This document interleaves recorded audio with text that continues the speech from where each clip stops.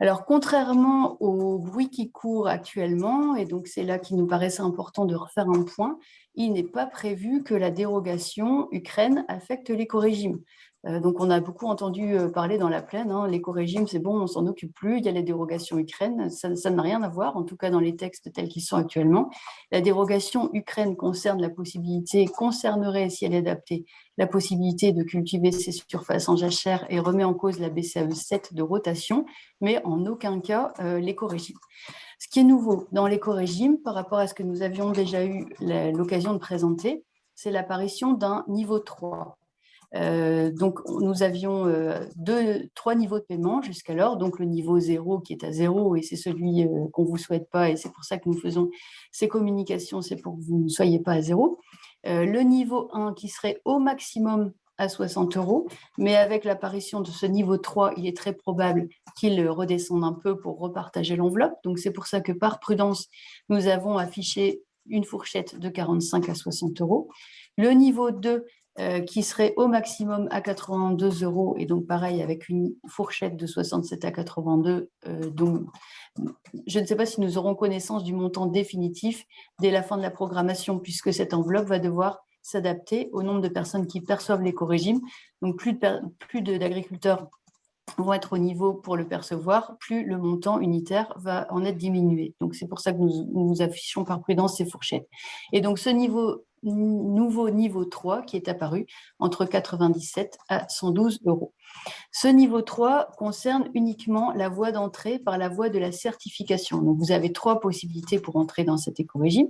Soit la voie de la certification qui, elle, présente les trois niveaux, soit la voie des infrastructures agroécologiques qui ne dispose que 2 niveaux, soit la voie des pratiques agricoles qui n'affiche également que 2 niveaux, avec en plus sur la voie de la certification ou sur la voie des pratiques agricoles, cette prime de 7 € par hectare si vous avez au moins 6% de haies sur l'ensemble de votre SAU et sur l'ensemble de vos terres arables.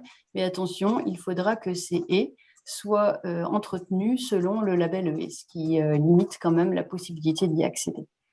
Donc, sur la voie de la certification, ce qui est nouveau, c'est le cas de l'agriculture biologique qui a été reprécisé. Donc, attention, ces éléments que nous vous présentons nous viennent de notre base nationale suite aux échanges qu'ils ont eus avec le ministère. Mais encore une fois, nous n'avons pas encore eu accès à la version rédigée du PSN et il faudra bien relire dans toutes les petites lignes la manière dont ça s'est transcrit à l'écrit et donc la manière dont ça va être transcrit également dans des documents techniques qui ne sont à ce jour pas rédigés. Mais ce qui ressort des échanges avec le ministère, c'est donc les exploitations 100% certifiées bio qui auraient au moins sur une partie de leur surface qui ne percevrait plus l'aide à la conversion bio du second pilier, seraient éligibles au niveau 3 de l'écorégime. Pour les exploitations en conversion, il faudrait qu'elles aient au moins une partie déjà certifiée pour percevoir l'écorégime. Donc, pour les exploitations en conversion, il faut qu'une partie de la surface soit certifiée et que l'intégralité du reste de la surface soit en conversion pour être directement au niveau 3 de l'écorégime. Et que sur au moins une parcelle, l'exploitant ne touche plus l'aide à la conversion bio. La possibilité de cumuler l'écorégime et cette aide à la conversion bio a fait l'objet de débats au niveau européen. L'Europe a remis en cause le fait que ce soit cumulable.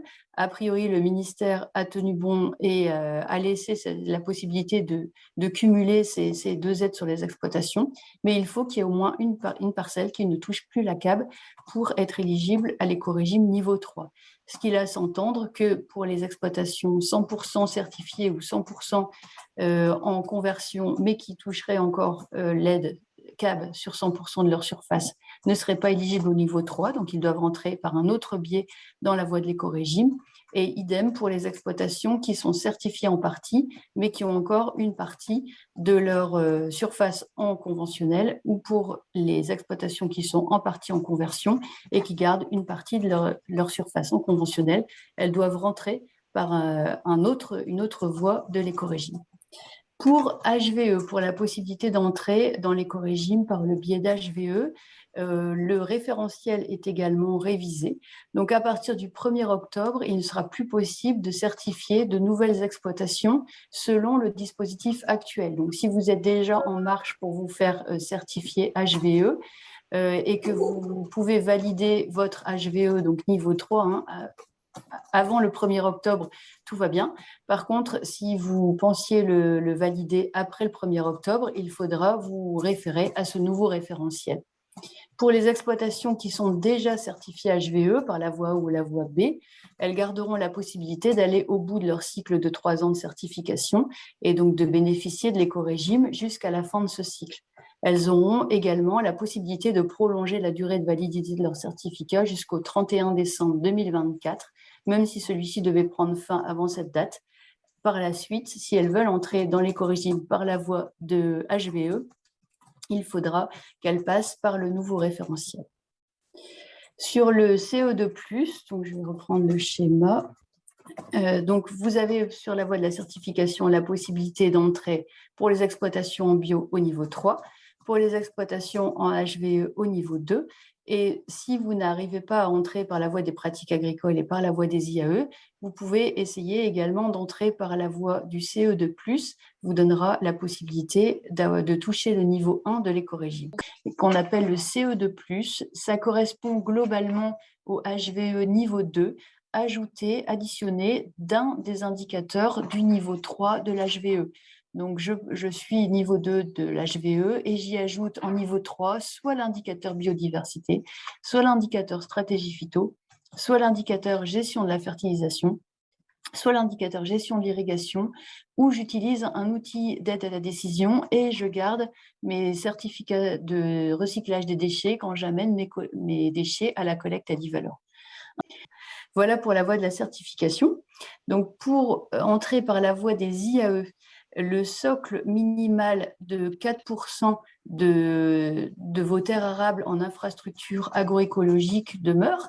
Donc, si certains d'entre vous pensaient bénéficier de la dérogation Ukraine, si elle s'applique à la France pour cette année, il faudra quand même, pour entrer par cette voie-là de l'écorégime, justifier que vous avez au moins 4% de vos terres arables en infrastructure agroécologique, que vous pouvez compléter ensuite par les haies ou les bandes qui sont sur les prairies pour arriver au moins à 7% d'IAE sur l'ensemble de votre SAU pour toucher le niveau 1 et pour arriver au moins à 10% de vos IAE pour pouvoir percevoir le niveau 2. Pour entrer par la voie des pratiques agricoles, donc là, vous avez 3 types de couverts. Les surfaces en culture pérenne, avec 95% de l'interrant en RB pour percevoir le niveau 2 et 3 interrants sur 4 en RB pour percevoir le niveau 1. Pour devoir respecter cette règle, il faut qu'il y ait au moins 5% de vos terres arables qui soient concernées par des surfaces en culture pérenne. Donc, si vous avez au moins 5% de vos terres arables votre SAU en vigne, en verger ou autre surface en culture pérenne, il faut respecter cette règle pour être au niveau 1 ou au niveau 2 de l'écorégime. Sinon, c'est le facteur minimum qui deviendra le facteur limitant pour l'ensemble des couverts. Pour vos surfaces en prairie permanente, il faut respecter au moins 90% de non-labour pour percevoir le niveau 2 et au moins 80% pour percevoir le niveau 1. Donc attention, cela n'exclut pas le fait que notre région soit concernée par la BCAE 1, c'est-à-dire l'interdiction de retournement des prairies ou le régime d'autorisation auquel nous sommes soumis depuis plusieurs années. Donc nous sommes actuellement au régime d'autorisation. Donc si vous voulez retourner une prairie, dans tous les cas, il faut avoir votre autorisation préalable. Et ensuite, donc d'une année sur l'autre, votre surface en prairie sera regardée au titre de l'écorégime. Et donc, si vous voulez, par exemple, retourner une prairie pour la ressemer ou bien déplacer une prairie et que vous en avez eu l'autorisation, il faudra, pour percevoir le niveau 2, qui est au moins d'une année sur l'autre 90% de votre surface non labourée, c'est-à-dire que vous avez la possibilité éventuellement de déplacer 10% de vos surfaces en prairie pour être au niveau 2 ou 20% pour être au niveau 1, sous réserve que vous en ayez eu l'autorisation.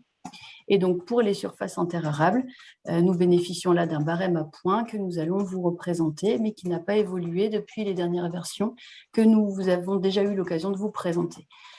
Certaines cultures pérennes ne peuvent pas faire l'objet d'un enherbement interrang. C'est le cas, par exemple, des asperges, des artichauts, du miscanthus, du houblon, de la rhubarbe, sur lequel l'enherbement interrang est impossible.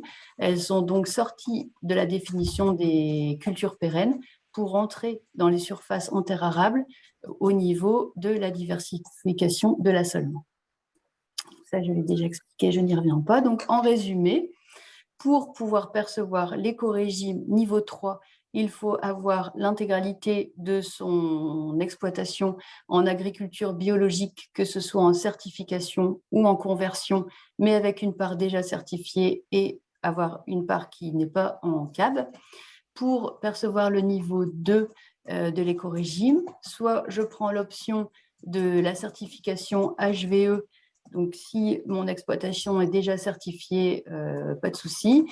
Si elle ne l'est pas, il faudra passer à partir du 1er octobre par le nouveau référentiel.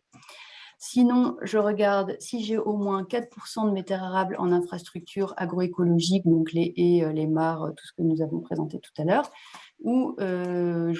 et en plus complété à 10% sur l'ensemble de la SAU. Donc, c'est là que je peux valoriser les haies qui sont sur mes prairies.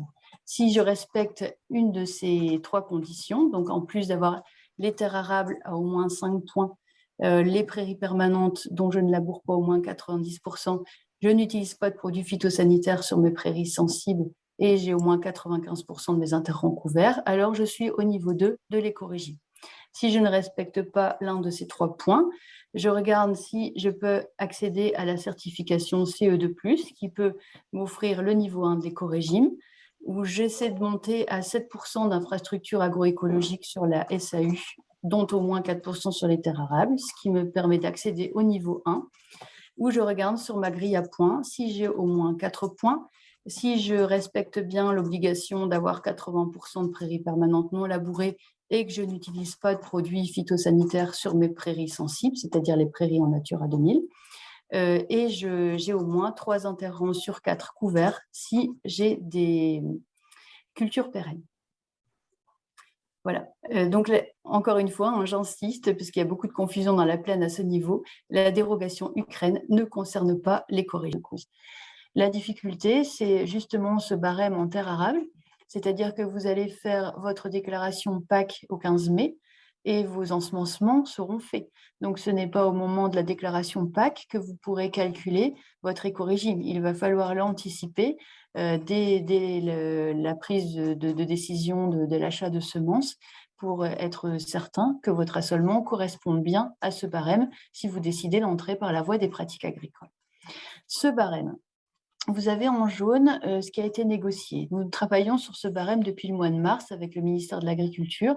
Donc régulièrement, nous en avons eu des versions et nous avons fait tourner des simulations sur l'ensemble des RPG de la région pour voir ce que ça donnait sur vos exploitations.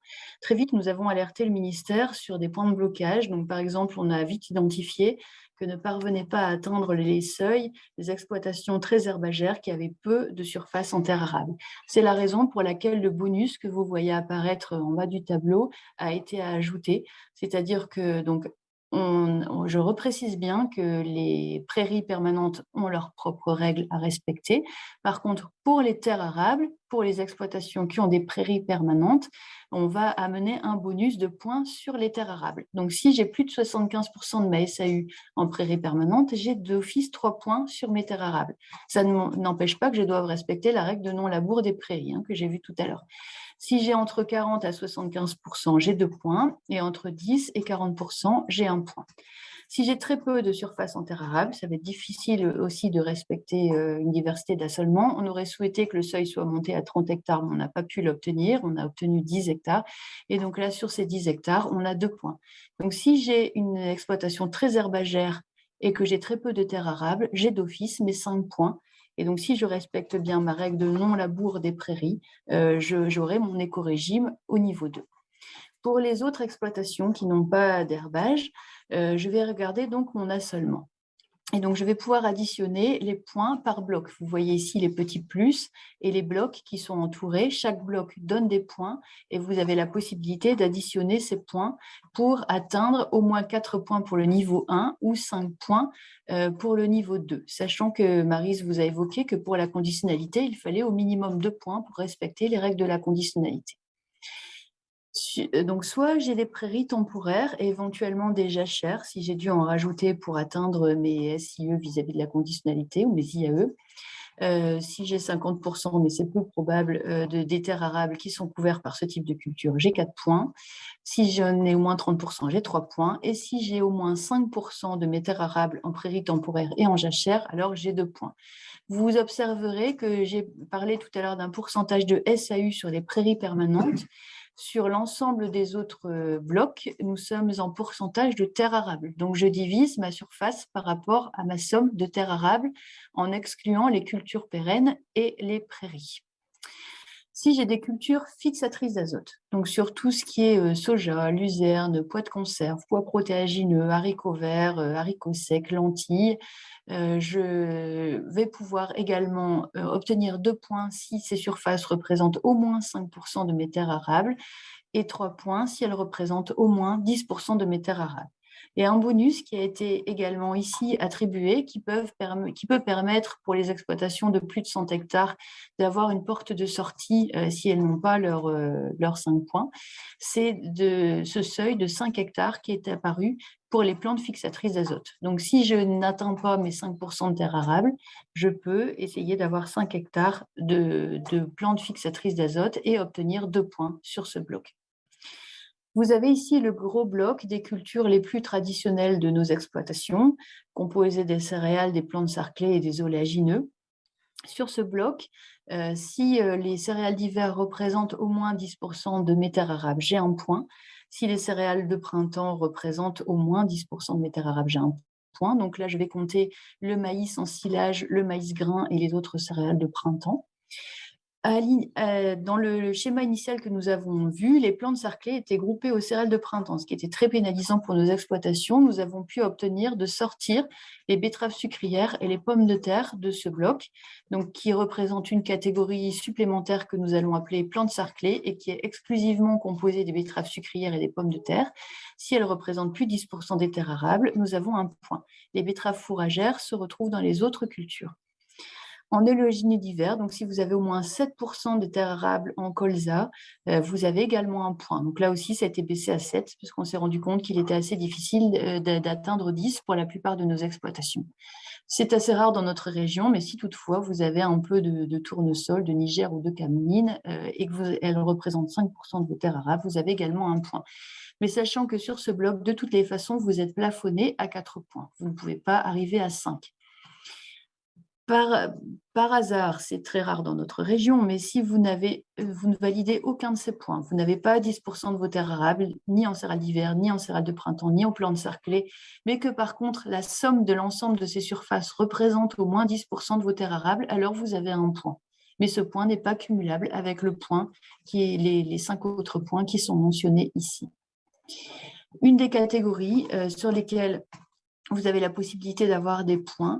Ce sont les autres cultures, donc toutes celles que je n'ai pas citées et qui rapportent globalement plus de points que les autres. Si la somme de ces autres cultures, donc les légumes, les cultures fourragères non protéagineuses, les cultures pérennes que nous avons vues tout à l'heure, asperges, artichauts, miscanthus, qui sont arrivées là, si elles représentent 5% de vos terres arables, vous avez un point, 10%, 2 points, etc. C'est un des leviers qui va vous permettre d'arriver aux 5 points si vous avez ce type de culture sur votre exploitation. Donc ici, une fois qu'on a identifié tous les points qu'on pouvait obtenir, on va les ajouter. Et on va voir si voilà, on a 3 points ou moins, on est niveau 0. On n'aura pas d'aide par l'éco-régime, mais on n'aura pas de pénalité sur l'ensemble des aides PAC. C'est quelque chose qui est entre guillemets optionnel, contrairement à la conditionnalité, à la BCAE qu'on a pu voir tout à l'heure. Donc, en sommant tous vos points, si vous avez 4 points, vous êtes au niveau 1. Donc, on vous a affiché les montants d'aide tout à l'heure.